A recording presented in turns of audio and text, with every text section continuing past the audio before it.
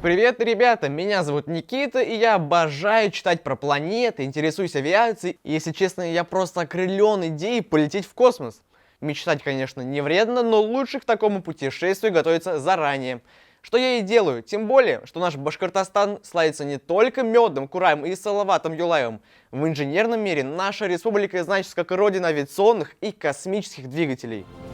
Крылья – это передача о космосе, авиации и тех людях, которые летают выше облаков. Инженерные термины станут проще, самолеты понятнее, а вселенная ближе. Мы увидим разработки будущего, побываем в самых засекреченных местах и пообщаемся с легендами авиакосмической отрасли. На крыльях науки в галактику неизведанного.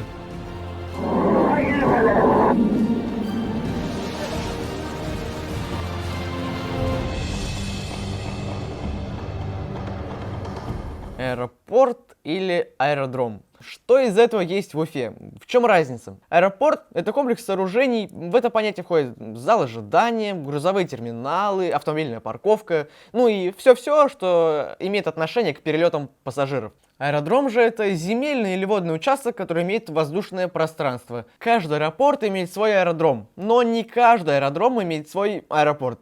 Я вас там не запутал?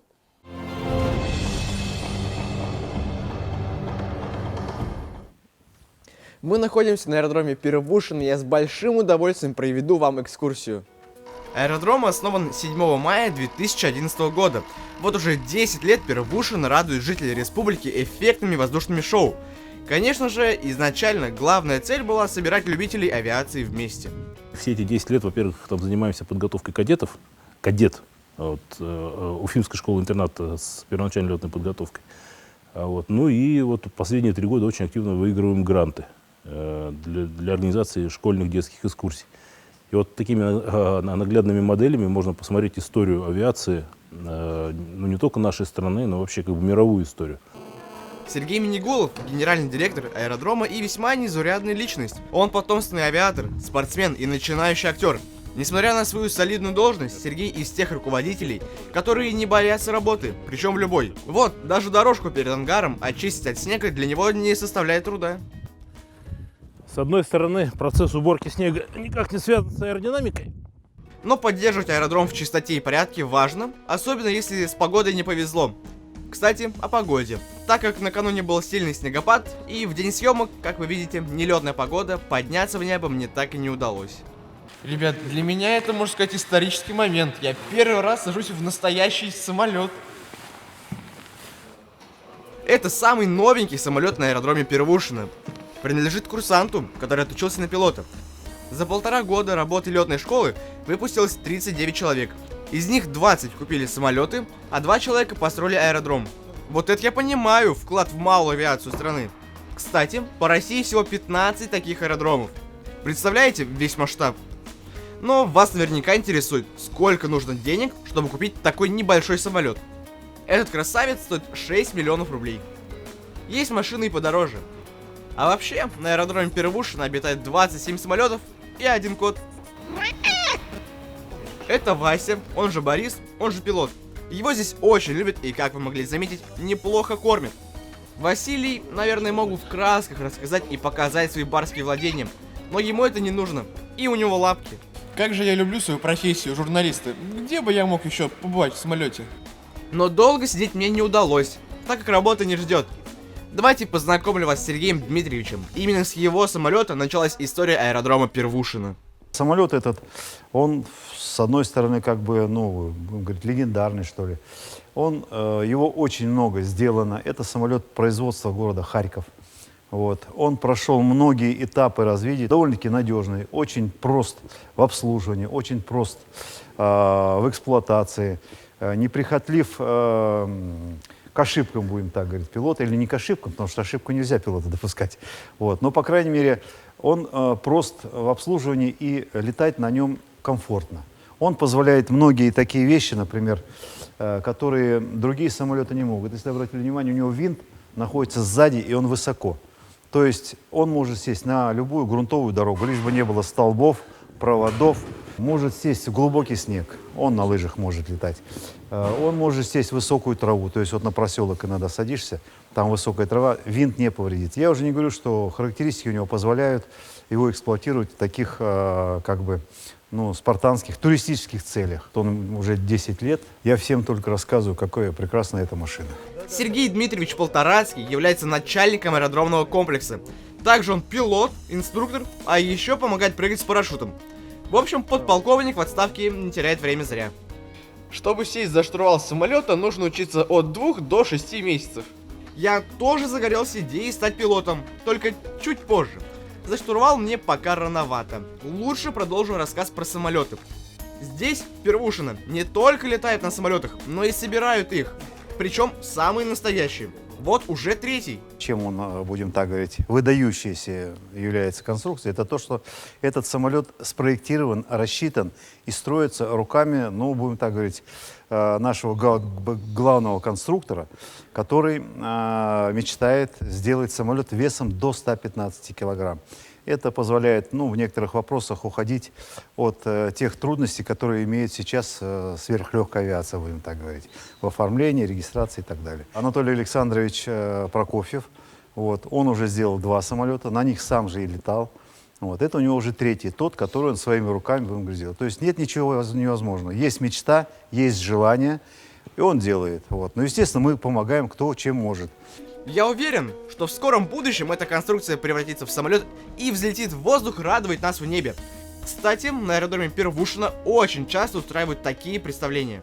Если машины стоят в гараже, то самолеты в ангаре.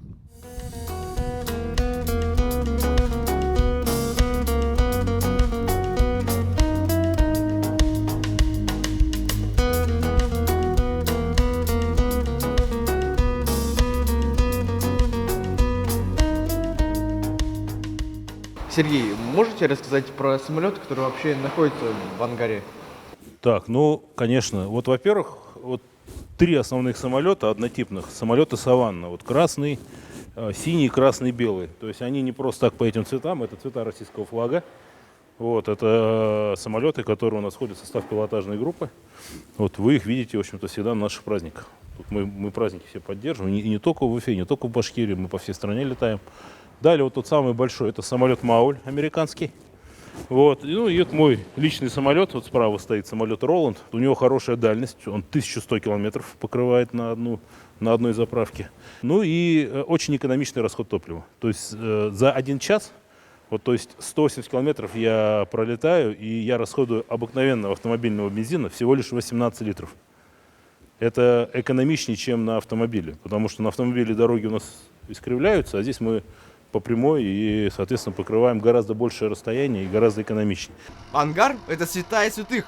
Здесь производят ремонтно-технические работы.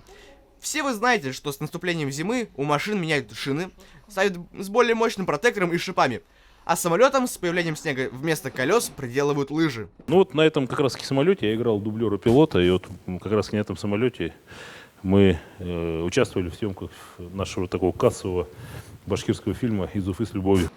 Вообще, чтобы стать пилотом, важна физическая подготовка. Я сейчас не про перегрузки в кабине при наборе высоты. Элементарно. Порой надо взять и передвинуть свой самолет. Вот так. А у вас самые лучшие кадры получились. Да, очень классно все получилось. Материал улет. Спасибо вам, Сергей Георгиевич. Уверен, что и ребятам понравилась наша экскурсия по аэродрому. Теперь и вы знаете, что такое Первушино и как здесь здорово. Еще с советских времен Башкортостан зарекомендовал себя как регион-поставщик авиационной техники. У нас создали много нужных, важных, а самое главное, полезных двигателей на всевозможные крылатые машины.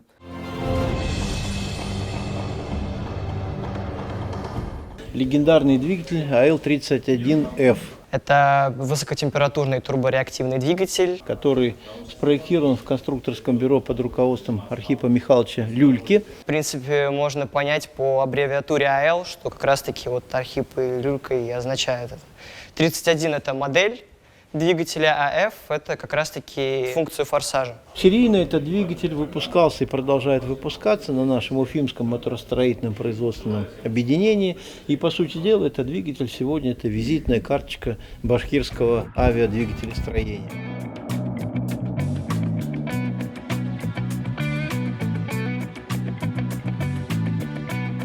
Благодаря этому двигателю целое семейство самолетов получили высочайшие характеристики летные. Это Су-27, это Су-30, это Су-34, Су-33, Су-35, Су-37. То есть это огромное количество самолетов, которые построены, которые стоят на вооружении. Очень удачная схема реализована конструкторами. Это двигатель семейства ТРДДФ, то есть турбореактивный двигатель, двухконтурный и с наличием еще форсажной камеры сгорания. Функция форсаж — это когда самолет переходит в стремительное увеличение скорости за счет двигателя. Уникальные качества сверхманевренности, которые демонстрируют самолеты семейства Су-27 и его модификации, которые позволяют выполнять совершенно новые фигуры, которых раньше даже в терминологии не было, такие как Кобра Пугачева, Хук, Чакра Фролова. Русские «Витязи» недавно прилетали к нам в Уфу. Знаю то, что их двигателя на самолетах сделаны у МПО города Уфы.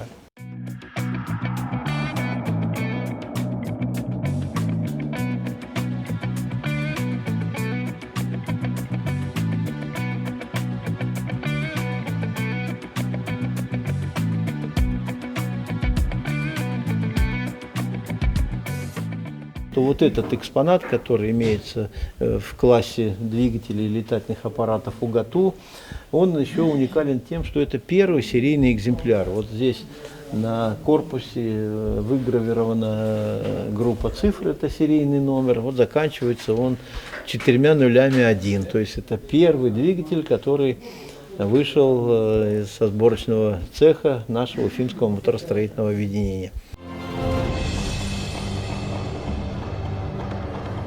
На сегодняшний день уже 72 страны ведут космические программы, но только 14 из них имеют возможность запускать на околоземную орбиту свои объекты.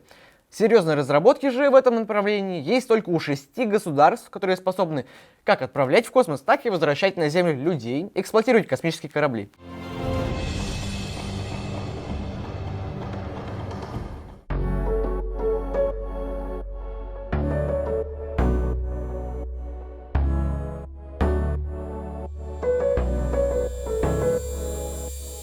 У нас в Звездном городке работают ученые и медики из Башкирии, и как-то я с ними познакомился. Они пригласили меня в гости, я привез мед в Звездный городок. И мы что-то поговорили, я говорю, а мед в космос летает? Они, нет, космонавты не питаются. Я говорю, а почему бы не попробовать? Они говорят, ну это очень сложно. Через некоторое время они опять пригласили, я привез мед, мы встретились с руководством, попробовали космонавты и оценили наш мед в 8-9 баллов. И с тех пор, значит, это как дополнительное питание, начали космонавты заказывать. Небольшое количество, но все равно уже за почти 20 лет достаточно много этого меда улетело в космос.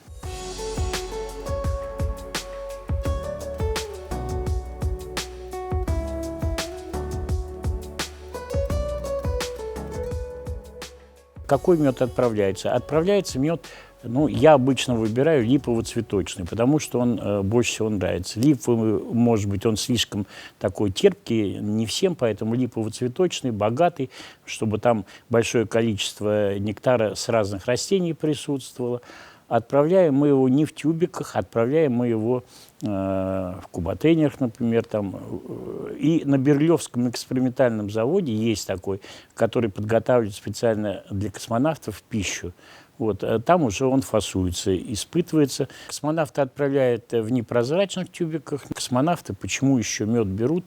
Мы, говорит, открываем, говорит, там его, выдавливаем, нюхаем, говорит, и пахнет летом, говорит, потому что там же все-таки достаточно стерильные условия. Интересные случаи, например, бывали. И когда я приезжал как-то в Звездный городок, встретился с американскими астронавтами. И одна из астронавтов пожаловалась: ваши, говорит, космонавты, говорит, если мед нам дают, говорит, нам очень нравится, говорит, они все бартером. Дадут нам мед, значит, а вы нам что дадите? Нам приходится тоже что-нибудь вкусненькое давать, говорит, им.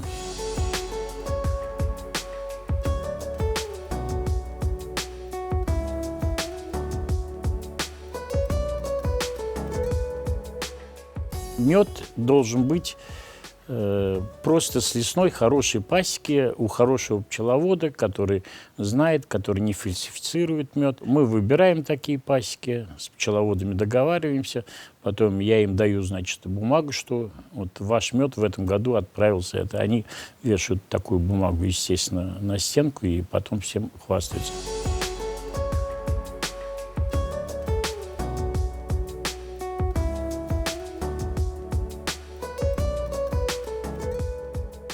Наш башкирский мед отличается от других. Первое отличие то, что 70% липы, липовых насаждений, вернее липовых лесов сосредоточено именно российских в Башкирии. Вот это отличие. Первое. Второе, то, что в Башкирии встречаются много очень нектароносных растений, которые дают нектар, из которого получают мед.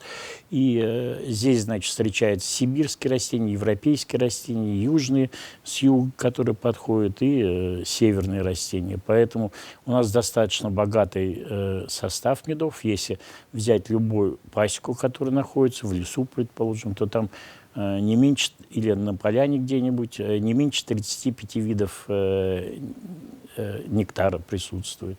Поэтому он и по вкусу очень богатый. Ну и потом королева медов все-таки это липа. Представляете, у нас в республике есть завод, который создает вертолеты. Да, полностью. И находится он в городе Кумертау. И нашему корреспонденту передачи «Крылья» посчастливилось там побывать и лично убедиться, как из различных винтиков, болтиков и железочек собираются эти летающие машины.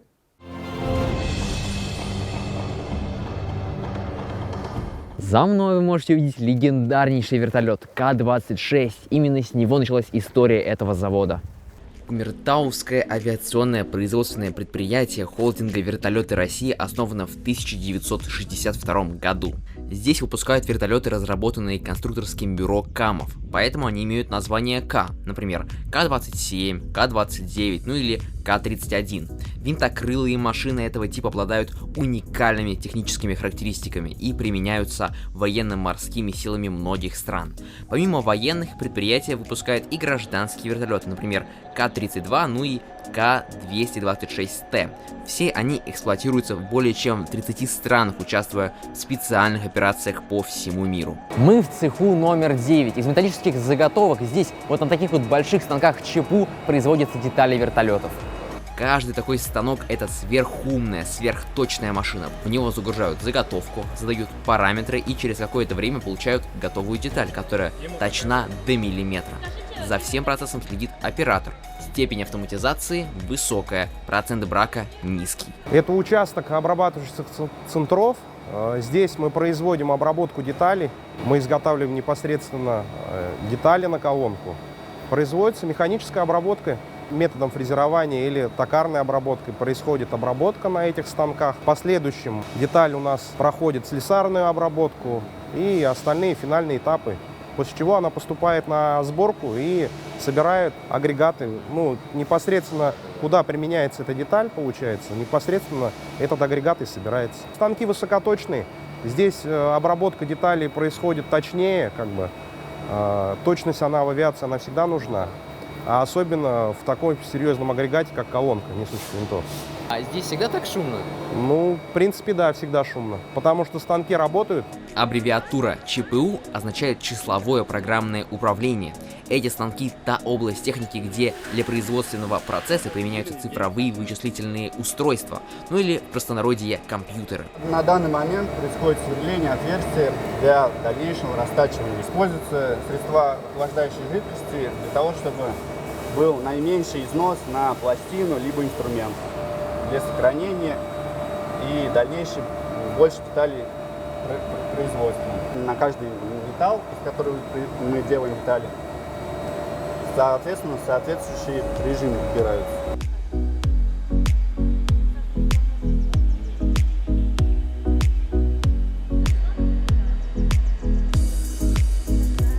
Вот из этой вот металлической заготовки поэтапно производятся данные полуфабрикаты, так скажем, а это уже конечный результат работы. Вертолет относительно молодое изобретение. Это детище 20 века. Фишка винтокрылых машин Кумертауского завода — соосная схема. Что это такое? Сейчас я вам объясню. Нужно подчеркнуть, что вертолеты с такой схемой винтов не особо распространены. Наиболее часто встречаются в мировом и отечественном вертолетостроении схема с одним несущим винтом и открытым рулевым винтом. А преимущество соосной схемы винтов в том, что такой вертолет становится более приспособленным к выполнению различных задач. В отличие от классической одновинтовой схемы, реализовать на практике соосную схему сложнее. Эксперты называют ее одним из самых выдающихся достижений отечественного вертолетостроения. Это корпус осевого шарнира. Мы видели его процесс изготовления ранее на станке у Евгения. Главной составляющей вертолета является несущий винт. Он состоит из втулки и лопастей. Чтобы понять, за счет чего вертолет летает, нужно понять, из чего делают лопасти вертолета, ведь именно они создают подъемную силу. Лопасти подвергаются воздействию инерции и аэродинамических сил. Также они могут поворачиваться, чтобы вертолет был управляем при подъеме. Задач у них бывает очень много. По сути, есть готовая лопасть. Вы не могли бы, так сказать, в деталях уже показать, что здесь, собственно? Ну, вот это основной силовой элемент лонжерон. Печется в пресс-форме. Из пропитанного ткани и угля. Получается, путем создания внутри давления в пресс-форме прижимается материал, и получается по форме соответствующей пресс-форме. Лопасти устроены и работают вовсе не так, как крылья у самолета. Главное различие в том, что на вертолетные лопасти воздействуют не постоянные, а переменные нагрузки. Именно поэтому к материалу выдвигают особые требования. Он должен быть очень прочным. Не нужно хорошо разбираться в физике, чтобы понять, что железо не подойдет. Хвостовая секция. У нас поступает бумага белая такая, пропитывает связующим. Там в пропитке вы не видели, вертикальная пропиточная машина очень большая. Потом автомат есть для склейки сотопакетов. Делаются пакеты прямоугольные.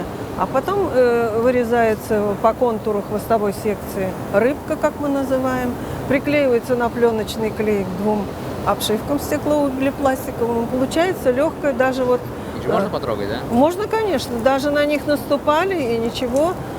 Они прочные. То есть, по сути, это как бы, технически бумага. Бумажные соты, да. А это цех окончательной сборки. Здесь все произведенные ранее детали собираются воедино в готовый вертолет. А вот этого красавчика вы уже видели на авиасалоне МАК 2021. Это многоцелевой вертолет К-32. Он останется у нас в республике и будет работать на благо спасателей. Вертолет в зависимости от конфигурации состоит примерно из 40 тысяч деталей. Только заклепок и болтов на один летательный аппарат уходит около 2500. Чтобы собрать систему электроснабжения, требуется более сотни километров проводов. Они объединяются в жгуты, которых может быть до 250. Из агрегатного цеха номер 21 закатывается фюзеляж, планер, если проще так. Планер. Да, фюзеляж это с агрегатами, уже рули, кили, навеска. И вот здесь уже происходит сборка гидрогазовых систем, значит, система запуска, синхронизации и так далее. В первую очередь монтируется система управления, это узлы, агрегаты. Цех окончательной сборки еще не финишная прямая. Вертолеты проходят многоступенчатый контроль на каждом этапе.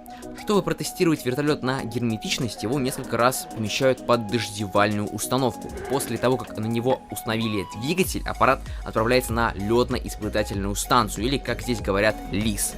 По сути, это самое последнее звено в производственной цепи. Здесь на вертолет навешивают лопасти, а затем прогоняют. Все его системы производят наземную обработку двигателя. Именно на ЛИСе машина совершает первые движения в пространстве, получает бортовой номер и формуляр. Это летно-испытательная станция нашего завода, где производятся летные испытания вертолетов. По профилям облетываем и сдаем потом заказчику. Также заказчики потом облетывают после наших. За мной стоит вертолет К-27. Вы могли бы поподробнее рассказать вообще, что это такое? Это поисково-спасательный вертолет, который выполняет работу по поиску, спасению.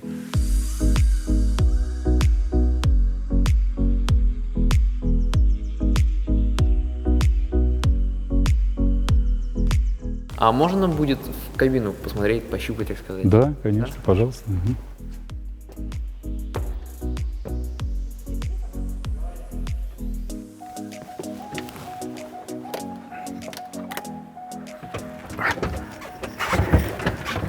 меня сразу вопрос. Все, наверное, привыкли то, что в самолетах, ну как бы в машинах, естественно, рули, а тут такая какой-то рычажок. Да, здесь это продольно-поперечное управление. То есть вдоль, поперек управление осуществляется. Это общий шаг. Это вверх-вниз вертолет. И вот педали. Это путевое управление. Это направление, да, вправо-влево.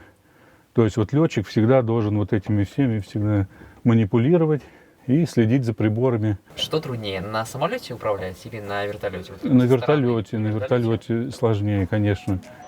Методику испытаний разрабатывает летно-экспериментальная группа. Она состоит из инженеров, которые составляют программу полетов, например, на дальность или расход топлива. В настоящее время Кумертауское авиационное производственное предприятие холдинга «Вертолеты России» выпускает вертолеты гражданского и военного назначения.